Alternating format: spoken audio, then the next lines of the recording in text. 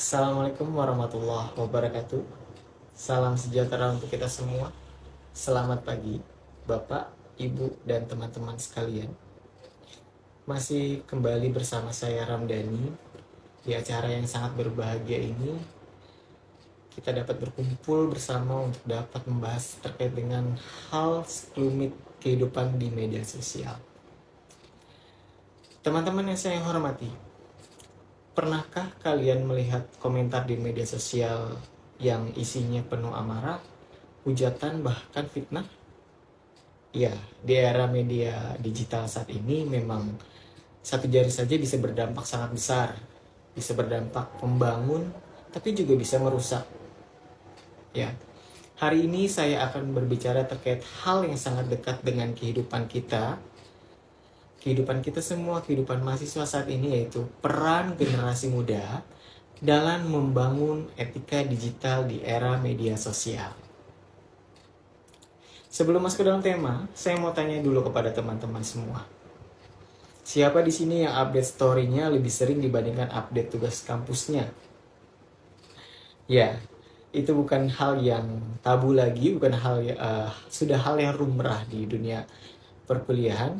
Namun itu artinya apa? Kita sangat aktif banget di dunia digital. Tapi teman-teman sekalian pernah nggak posting sesuatu hal, lalu teman-teman sekalian menyesal? Ya, saat ini kita akan bahas bagaimana agar jempol kita bukan bikin masalah, malah justru membawa manfaat. Ya, teman-teman sekalian yang saya hormati, menurut survei Kominfo atau Kementerian Kominfo mencatat bahwa lebih dari 2.700 kasus hoax tersebar di media sosial. Itu sepanjang tahun 2023. Artinya apa? Setiap hari kita dihadapkan dengan berita-berita yang belum tentu valid kebenarannya dan belum tentu benar adanya.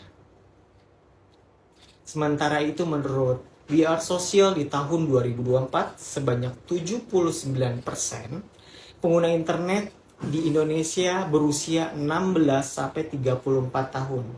Itu artinya ruang digital kita sangat-sangat dikuasai oleh generasi muda seperti kita, seperti teman-teman sekalian. Jadi mau tidak mau, kita merupakan pengendali utama untuk etika digital, untuk bagaimana beretika di ruang dunia maya di era saat ini. Seperti itu.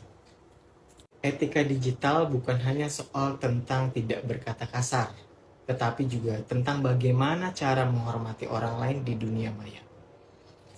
Termasuk tidak menyebarkan ujaran kebencian, kebohongan, tidak mengunggah hal-hal yang terkait dengan isu ras, agama, bahkan golongan, dan juga menggunakan media sosial untuk hal positif seperti berbagi ilmu, pengalaman, bahkan inspirasi teman-teman yang bisa kita bagikan bersama.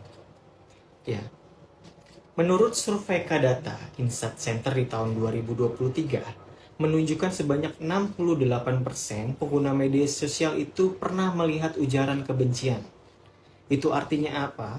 Penting untuk kita membangun budaya komunikasi yang santun dan juga beradab meskipun hanya di ruang layar kaca ataupun di ruang media, di ruang digital. Ya. Yang pertama, sebagai generasi muda, kita bisa jadi role model digital, yaitu bijak berbicara dan berkomentar. Berpikir dulu sebelum posting. Kedua, sebarkan konten positif, misalkan edukasi, kreativitas teman-teman sekalian, dan hal-hal yang memotivasi. Dan yang ketiga, jaga reputasi digital.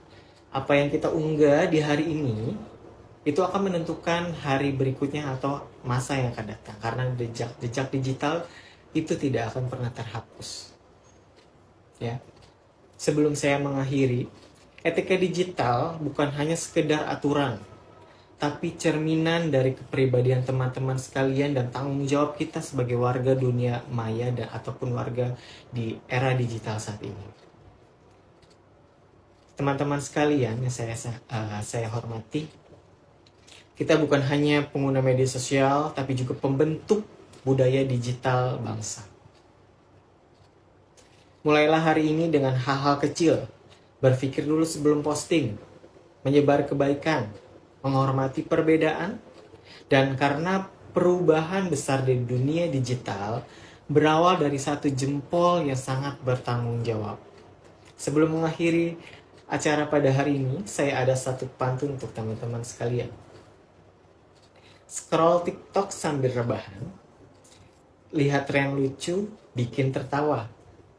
Tapi ingat wahai generasi masa depan, gunakan jempolmu untuk hal yang lebih berguna.